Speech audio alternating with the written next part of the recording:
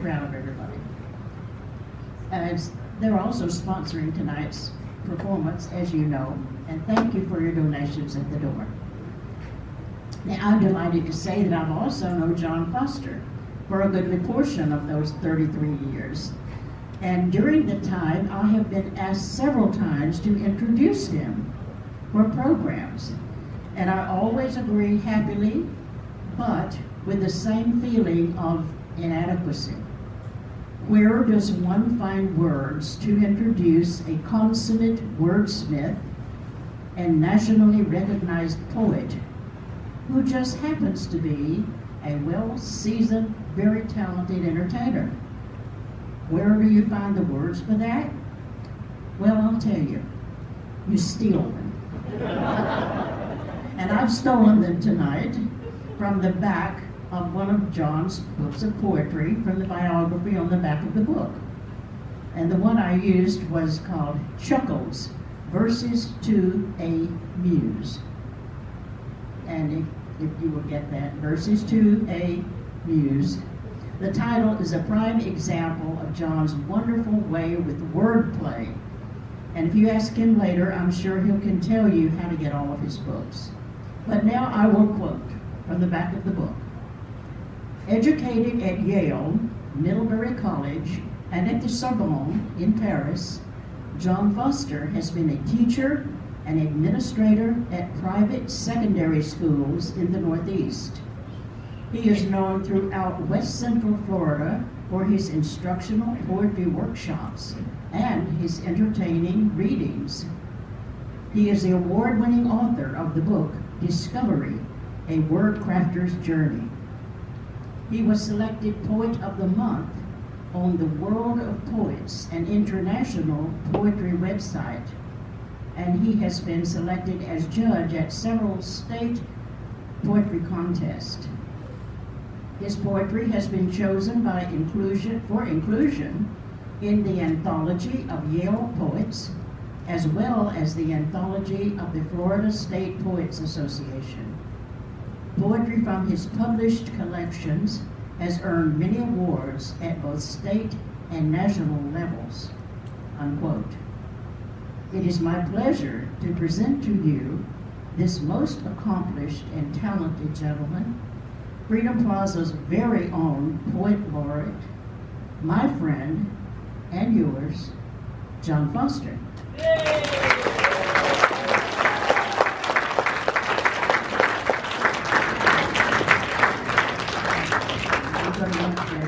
John is settled. Now, before I release the microphone and turn the program over to John, I'm going to propose a little game that we've devised. John wanted you to compose a few lines. John wants you to compose a few lines of poetry to share with him, as he'll be sharing his poetry with you this evening. Members of the Scholarship Fund Board of Directors will pass out paper and pen to those of you who want to participate. Here we are. But first, before we begin, you must hear what inspired this little game. It is April Fool's! Didn't they do well? They did well.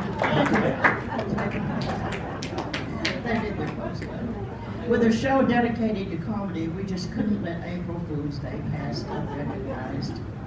And no, of course, you don't have to do anything. You don't have to write anything. You just have to sit back, relax, and enjoy John Foster, April Foolery with John Foster.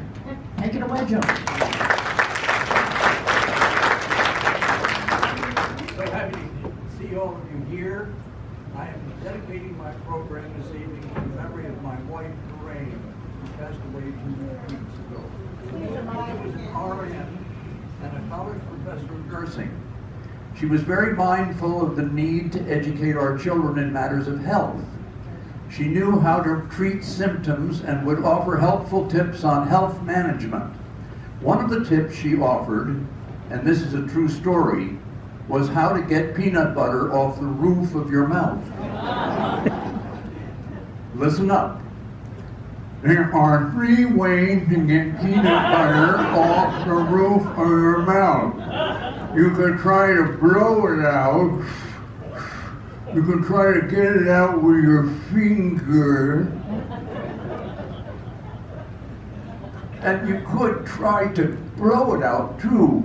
But if you get it out with your finger, you've got it on your finger. There are three ways to get peanut butter off your finger. You can try to shake it off. You can try to blow it off. Or you can lick it off. There are 3 ways to get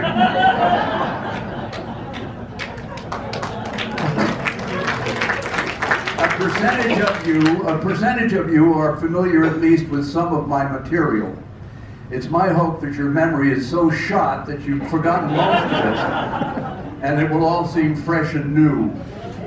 I often begin my programs with the story of the first grade teacher who had explained to her class of youngsters that Milton the poet was blind. And the next day in class, she turns to little Johnny and she says, "Johnny, can you explain to the class what Milton's great affliction was?" Johnny says, "Yes, he was a poet." And that, you might say, has been my great affliction ever since I can remember. And in fact, my affliction has gotten so bad that, well, I'll let you see for yourself in this poem that is this little piece of poetry next called Mr. Fix-It. Okay, Mike.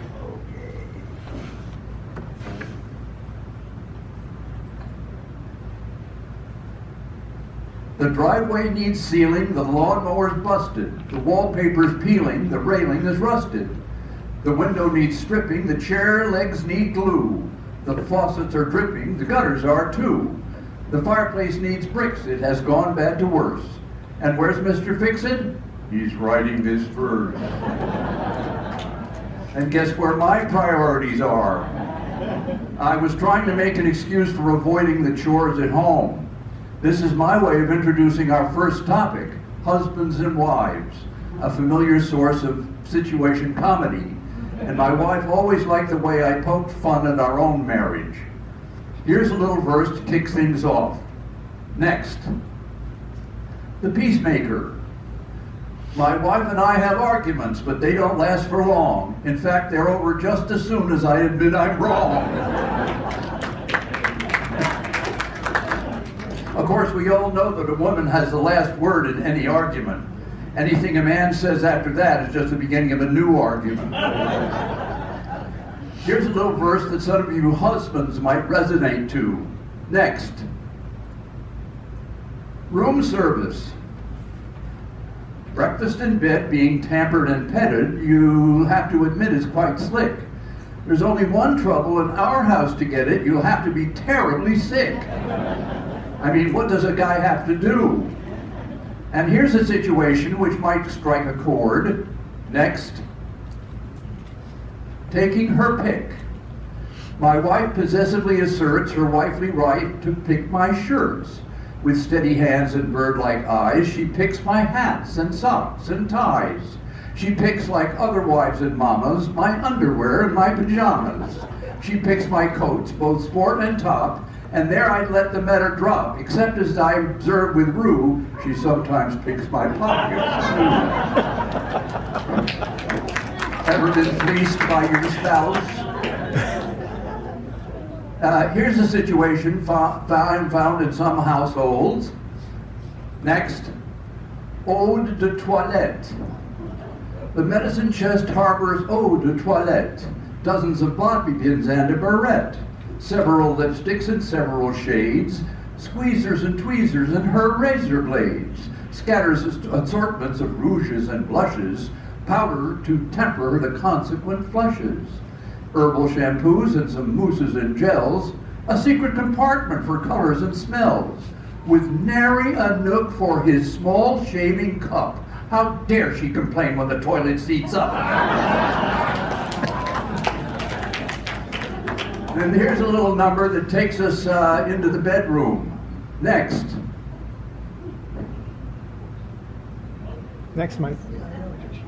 Next, Mike. Okay, a light touch. She chooses from her sexy lingerie a filmy, lacy number just for him. She slips it on, the essence of risque, and slides into their bed. The lights grow dim. Her husband's hands explore beneath the sheets, his palms descending with increasing verve. She now begins to shiver as she greets his glancing touch, exciting every nerve. The softest moan beseeches from her lips, as searching fingers further down then drop and brush along her tantalizing hips. He stops. She pleads, "Oh, honey, please don't stop." "Hey, why did you quit?" Her voice a puzzled note. His calm reply, "I found it, the remote."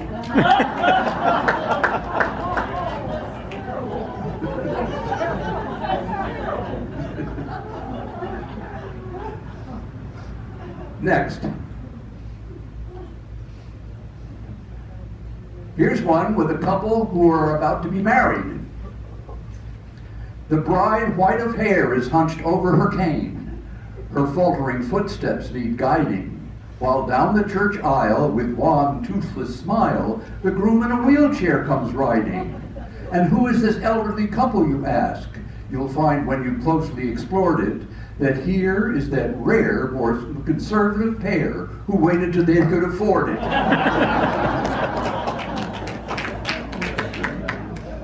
Next, please.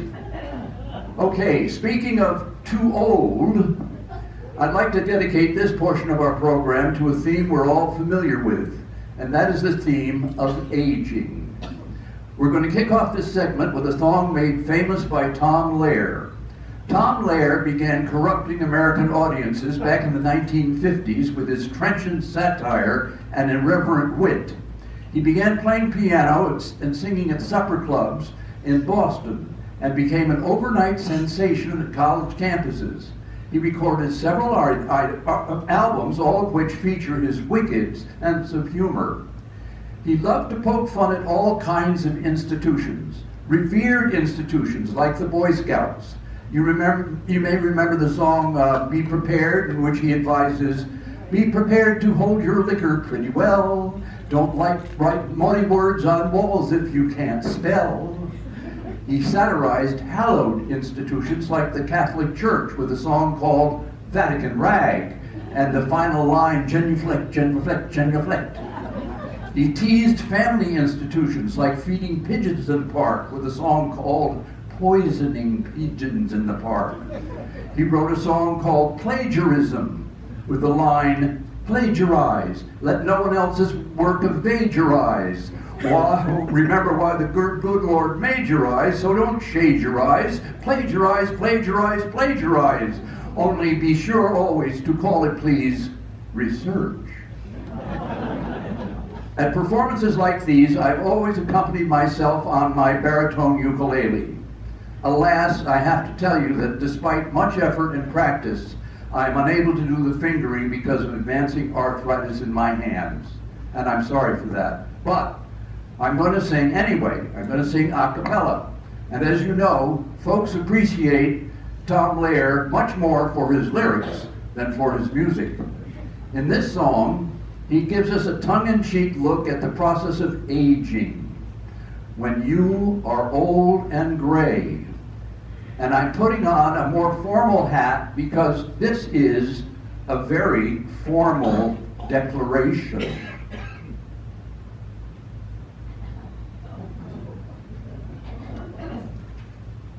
Here we go.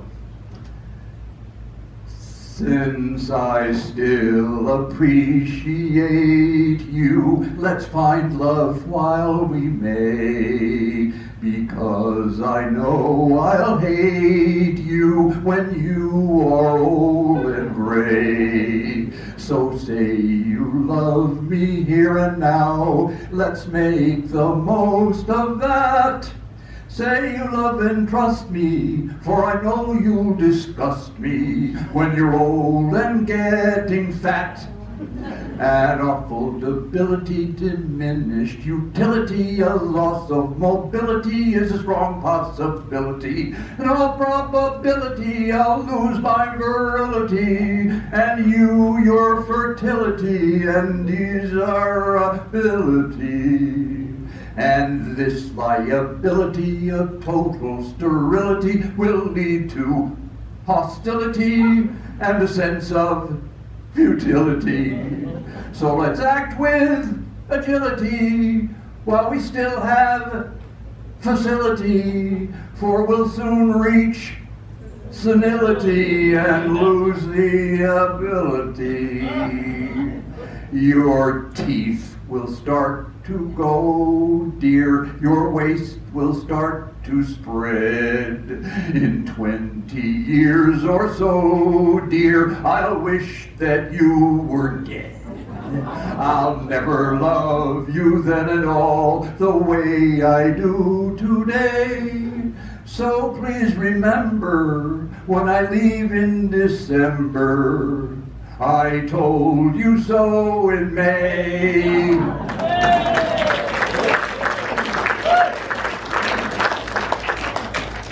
Okay, here we go.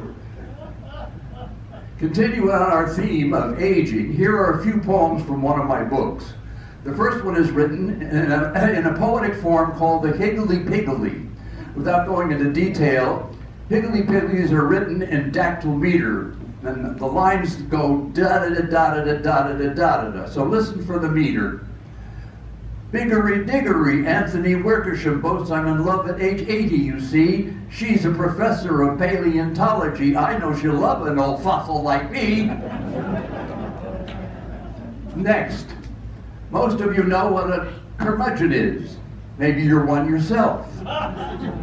So here's ode to an old curmudgeon. So what if you're crabby, a little bit flabby, or take an occasional snooze? So what if you're gassy and prone to be sassy, or yell at some guy in the news? So what if you're addled, your memory skedaddled, you'd struggle to get out of bed? It's no bed of roses, whatever your nose is, as sure as hell beats being dead. The next poem is an example of a tetractys. A tetractys is a syllabic verse of 5 lines in which the first line has 1 syllable, the second line 2 syllables, the third line 3 syllables, and so on, down to the 5th line 10 syllables. This syllabic form was invented by a numerologist who saw the connection between these numbers. 1, 2, 3, 4 equals 10. So, we've got age gauge. It's scary when you start making the same kinds of noises as your coffee maker. We're still talking about age now. Don't advance yet, Mike, because I just want to introduce this next one. This next poem is an example of a tanka poem. Tankas are Japanese forms similar to haikus, but they are slightly longer in that they have syllable counts of 5, 7, 5, 7, 7. Okay, Mike. This is called driver's ed. Picked up for speeding. 89-year-old's excuse. I had to get there somehow before I forgot where on earth I was going. More on the subject of aging. Next. Liquor and longevity. The horse and mule lived 30 years and nothing know of wine and beers. The goat and sheep at 20 die and never taste of scotch or rye. The cow drinks water by the ton and at 18 is mostly done. The dog at 15 cashes in without the aid of rum and gin. The cat in milk and water soaks, and then in 12 short years it croaks. The modest sober bone-dry hen lays eggs for nogs, then dies at 10. All animals are strictly dry. They sinless live and swiftly die. But sinful, ginful, rum-soaked men survive for 80 years and 10. And some of them, a very few, stay pickled till they're 92. Let's all stay pickled. Okay, finally, here's the story of an old guy planning to return for his umpteenth class reunion. Okay, Mike. Class reunion. These are the words of an old guy. I read an ad in the paper one day in the Dallas Morning News, all about my class reunion in a town near Santa Cruz. I tried to decide if I should go to meet my friends and peers and see how classmates from the past had aged in all these years.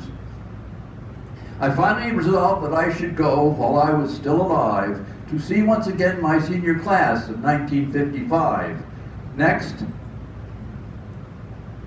I packed my good suit and my old college tie and decided it wouldn't be wrong to take some family photos with me and the words to our old college song.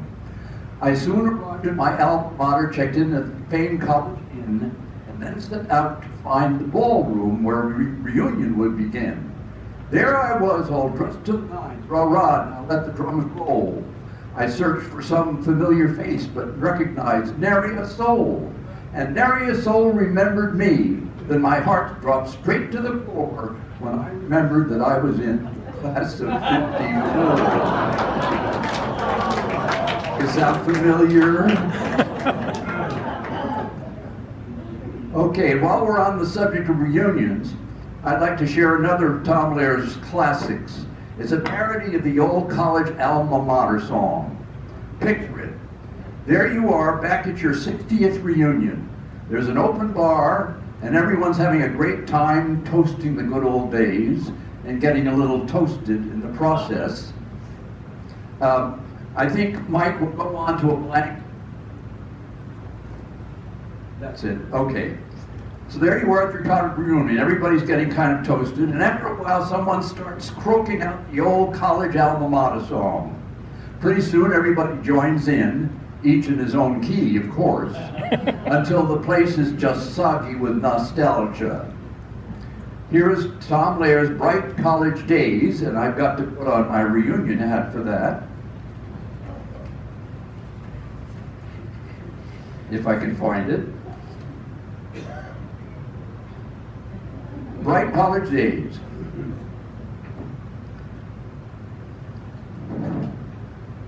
Bright college days, those carefree days that fly.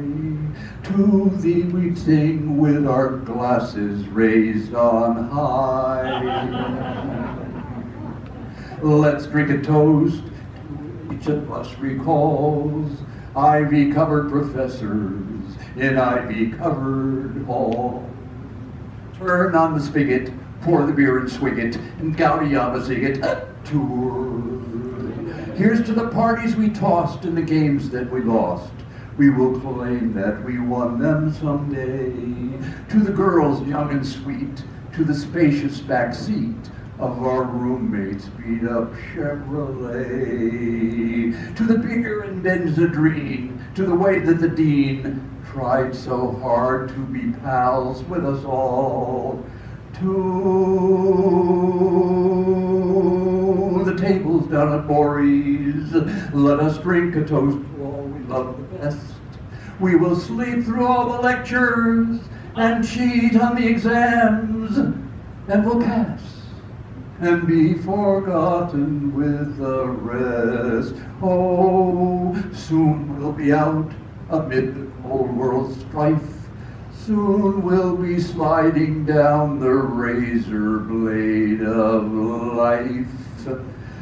And as we go our sordid separate ways, we shall ne'er forget thee, thou golden college days. Hearts full of youth, hearts full of truth, 6 parts gin and 1 part vermouth.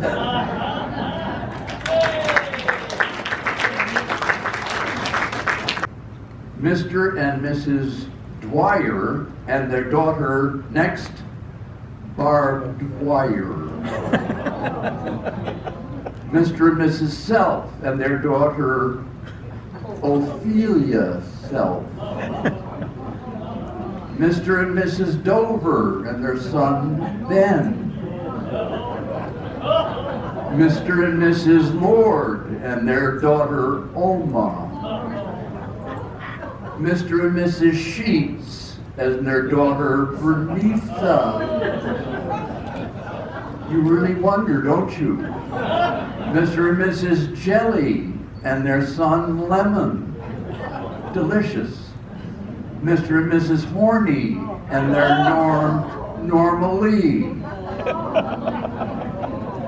Mr. and Mrs. Up to Grave and their son Doug. Mr. and Mrs. Hertz and their son G. Howitt. Mr. and Mrs. Arts and their son Marshall. Mr. and Mrs. Bush and their daughter Ima Rose. Here is a poem in which I enshrine a few of these wondrous names. Next, name claim. All these names are authenticated. Precious Darling, Precious Jewel. Parents weren't so very cruel. These are names quite glorious, unlike some uproarious monikers like Ozark Hill, Earn a Dollar, Dollar Bill, Fuller Beans and Ginger Ale, Rain or Shine and Never Fail, Feelin' Young and Anagram, Oh How Good, Virginia Ham. Don't these two fit like a glove? True bridegroom and skillful love. Makes you wonder why they christened with these names. Do parents listen?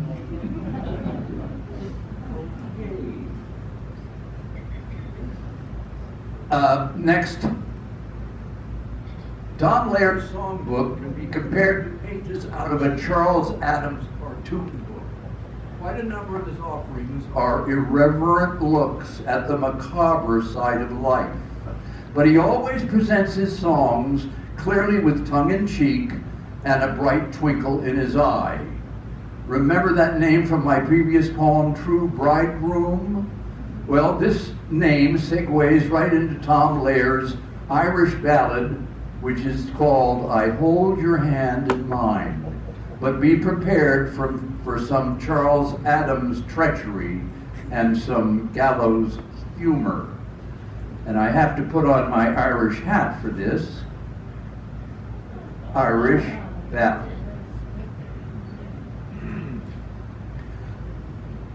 I hold your hand in mine, dear. I press it to my lips. I take a healthy bite from your dainty fingertips. If you were only here, dear, my joy would be complete. But still I'll hold your hand as a precious souvenir. The night you died, I cut it off.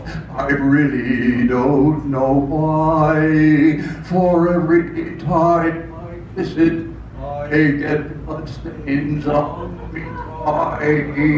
I'm sorry now I killed you, for our love was mighty fine. Until they come to get me, I will hold your hand in mine.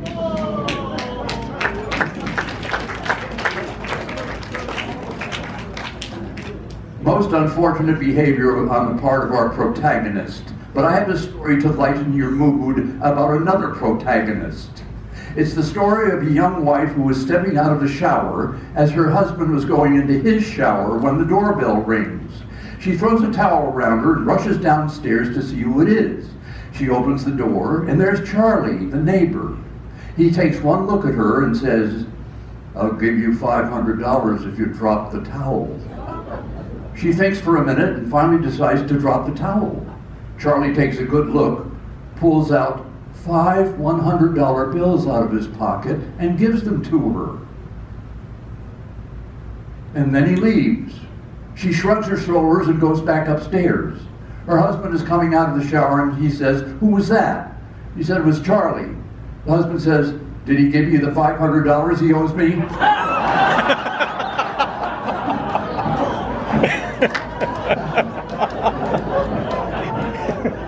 I have another zinger to tell you. If you want to stick it to your friends or your enemies, throw this riddle at them. Ask them, what's the difference between toilet paper and curtains? And when they shrug their shoulders and say, I don't know, you'd say to them, well, I'll never have you over to my house. Okay, now back to a few more strange and remarkable names of real people. Next. This second group in my collection contains names that are just plain bizarre by any standard. It's hard to imagine going through life with names like these, but these are all real names of real people. Cuba Island Coffee. Next. Singular Onions Gollyhawk. Next. Theanderblast Sump. Marmalade Pea Vestibule. Oliphant Chuckerbuddy. Pea-Foot Pucker-Tucker. Cashmere Tango Obedience. Christ J. Seraphim. Eucalyptus Yoho. Old Mouse Waltz. Dextrose P. Saccharin. And my favorite, Sexiest Boon Jug. Okay. Now, I have enshrined a few, excuse me, I lost my place. Okay. A third category of poems seem to move from the sublime to the ridiculous. In other words, the first name that you're going to see is a lovely first name, but your second name leaves a little bit to be desired. Next, Hyacinth Mudheaver. Gladiola Wormwood. Opal Sewer. Free Love Outhouse. Valentine Germ. Elizabeth is a bitchy. Lizzie is a bitchy. Gretel von Garlic. And Portia Klutz. A fourth category features names which reflect a person's occupation. A Chicago policeman. Next. Next. Marshall P. Deputy. A Florida dentist. Royal Pain. A physician. Doctor. A cosmetologist. Ruby Lips. A member of the Princeton Glee Club. Justin Toon. A masseuse. Lavender Sidebottom. A jeweler. Pearl Ruby Diamond. An undertaker. Groner Digger. A Boston cashier. Fonda Cash. A burglar. Rob. A lecturer on morality. Solomon Gomorrah. A lawyer. J. Outlaw. A police chief. Honest to goodness. Deke Tracy. And my favorite, the former Archbishop of Manila, Cardinal Sin. Quite unbelievable. Next is a limerick about an unusual name. Next, I call it Misnomer. A girl known as Pandora Fincham preferred to be called Pandy Fincham.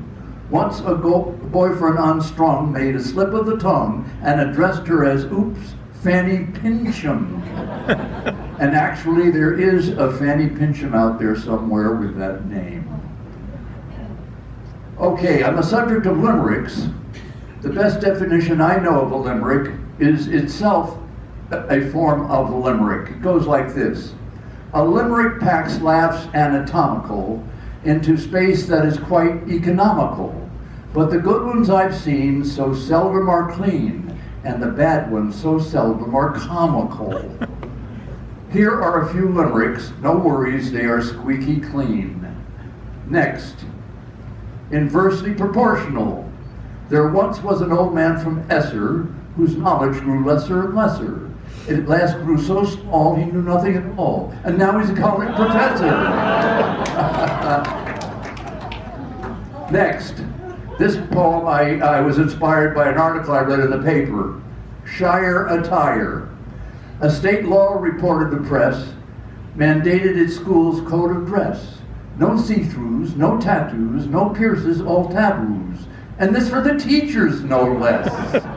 I couldn't believe that. Next.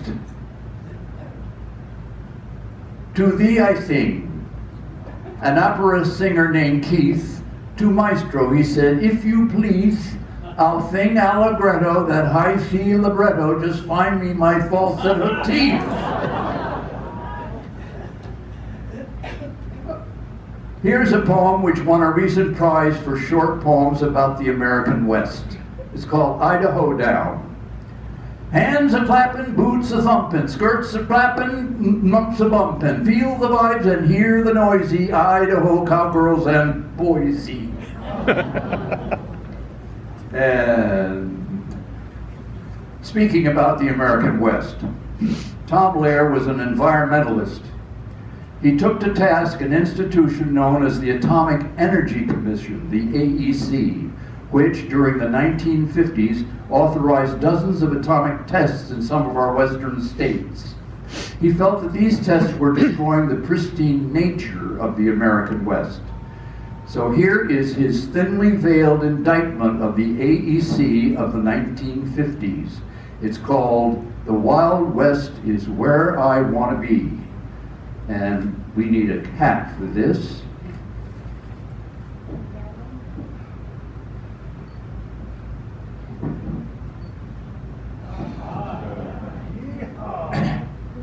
Okay, here we go. Along the trail you find me loping, where the spaces are wide open, in the land of the old AEC. Yahoo! Where the scenery's attractive and the air is radioactive. Oh, the Wild West is where I wanna be. Mid the sagebrush and the cactus, I'll watch those fellers practice dropping bombs through the clean desert breeze. Yahoo! And I'll have on my sombrero, and of course I'll wear a pair of Levi's over my lead BVDs. I will leave the city's rush, leave the fancy and the plush, leave the snow and leave the slush and crowds. I will seek the desert's hush, where the scenery is lush. How I long to see those mush room clouds. Mid the yuccas and the thistles, I'll watch those guided missiles while the old FBI watches me. Yahoo! And I'll soon make my appearance, soon as I can get my clearance. Oh, the Wild West is where I want to be.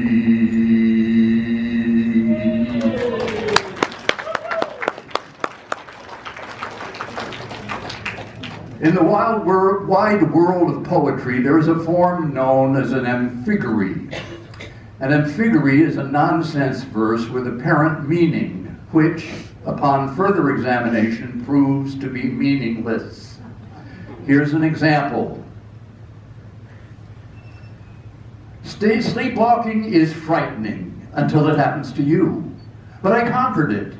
Last night I dreamed I was awake, and when I woke up, I was asleep. Hallelujah, amen. That's actually a legitimate form of poetry, an amphigory, and the more nonsense you put into it, the better it is. And here's another one called Jibber Jabber. Now I want to take a minute to explain this to you. Go back, Mike. Okay, go forward. There, hold that one. This poem contains terms used by lithograph operators. And you can see there the glossary of terms. That horizontal caret is called a waka. The exclamation point is called a bang. An asterisk is a splat, apostrophe is a tick, and you have the hash mark, which is hash. And then you have caret. Second, the next line, you have quote, equal, you have at, dollar. And then you have underscore, which is your underline. The next is a dash, percent, and then wavy line is a tilde.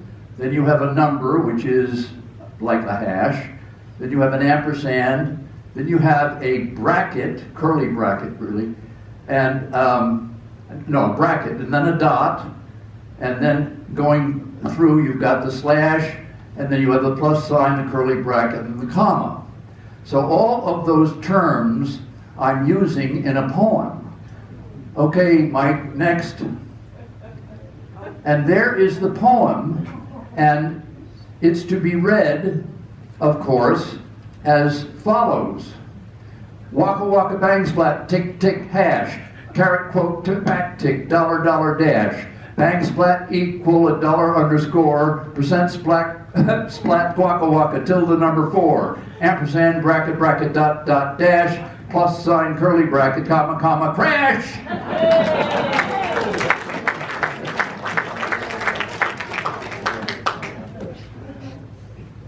Okay, here's another bit of nonsense. I've been told that there's a bar and grill where I used to live up in Troy, New York. And that bar and grill had a billboard at the entrance. And the billboard read, buy 1 drink for the price of 2 and get the second one free. There's a bit of nonsense for you. The owner had a sense of humor. And what's more, the same bar and grill apparently has a unique display on its restroom doors. There is a silhouette of a hunting dog on the men's restroom door. And there's a silhouette of another hunting dog on the ladies' restroom door. And the sign on the men's restroom door reads, pointers. And the sign on the ladies' restroom door reads, setters. I would like to conclude my program with what has become my signature poem. It's about an institution fast disappearing from the American scene. For hundreds of years, this institution has been at the forefront of our American culture, but now, in the 21st century, it is all but gone and forgotten. And what the purpose of this poem is to underscore the fact that it is maybe gone, but it certainly is not forgotten. And what I'm talking about is the institution of the American outhouse. And it goes like this. Ma tried to wash her garden slacks but couldn't get them clean. And so she thought she'd soak them in a bucket of benzene. That worked all right. She wrung them out and wondered what she'd do with all that high explosive residue. She knew that it was dangerous to scatter it around, for Grandpa liked to throw his lighted matches on the ground. Somehow she didn't dare to pour it down the kitchen sink. But what the heck to do with it? Poor Ma just couldn't think. Then nature seemed to give a clue, as down the garden lot she spied the edifice that graced a solitary spot, their palace of necessity, the family joy and pride, enshrined in morning glory vine, with graded seats inside, just like the cabin Goldilocks found occupied by 3, but in this case, B-E-A-R was spelled B-A-R-E. A tiny seat for baby bear, a medium for Ma, a full-size section sacred to the bear of Grandpapa. Well, Ma was mighty glad to get that worry off her mind, and hefting up the bucket so combustively inclined, she hurried down the garden to that refuge so discreet, and dumped the liquid menace safely through the center seat. Next morning, old Grandpa arose. He ate a hearty meal. He sniffed the air and said, by gosh, how doggone good I feel. Darned if I ain't as fresh as paint. My joy would be complete with just a quiet session on the usual morning seat. To smoke we pipe and meditate and maybe write a poem, for that's the time when bits of rhyme gets jigging in me dome. He sat down on that special seat, slick, shiny by his age, and looking like Walt Whitman, just a silver-whiskered sage. He filled his corncob to the brim and tamped it snugly down, and chuckled, "Of a perfect day, I reckon this the crown." He lit the weed, it filled his need, it was so soft and sweet, and then he dropped the lighted match clean through the middle seat. His little grandchild Rosie Lynn cried at the kitchen door, "Oh, Ma, come quick, there's something wrong, I hear a dreadful roar. Oh, Ma, I see a sheet of flame, it's rising high and higher. Oh, Mommy dear, I sadly fear our comfort cot's caught fire." Poor Ma was filled with horror at the words of Rosie Lynn. She thought of Grandpa's matches and that bucket of benzine. So down the garden, geared on high, she ran with all her power. For regular was Grandpa, she knew this was his hour.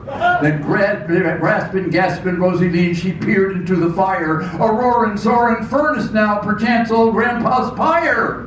But as them twain expressed their pain, they heard a hearty cheer. Behold the old rapscallion squatting in a duck pond near. His silver whiskers singed away a gosh almighty wreck. With half a yard of toilet seat entwined about his neck, he cried, "Oh, say folks, did you hear the big blowout I made? It scared me stiff. I hope you once was not too much afraid, but now I best be crawling out of this dog-gasted wet. For what I aim to figure out is, what the heck I ate."